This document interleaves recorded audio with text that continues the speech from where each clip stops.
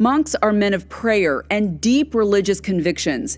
They live in monasteries, withdrawn from the world and its pleasures, devoting their lives to prayer, fasting, and meditation.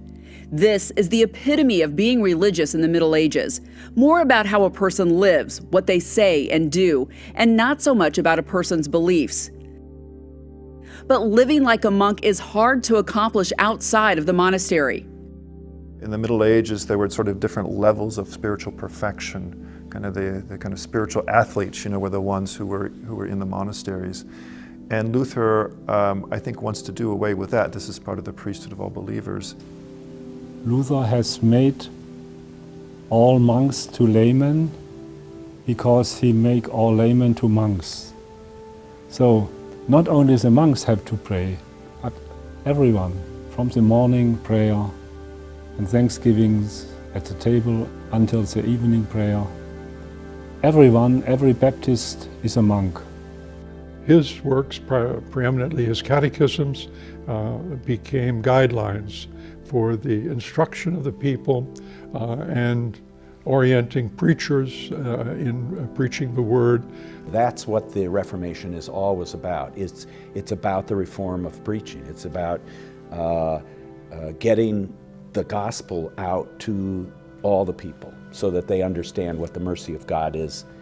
Some of those short little pamphlets that Luther wrote on how best to prepare for death, how to conduct oneself when the plague comes into a territory, how to teach children the creed.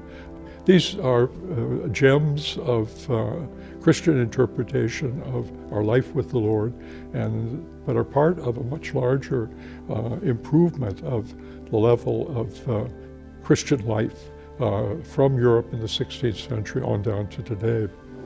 For Martin Luther, it is not the vows of the monk, but God's promises in baptism that make one religious.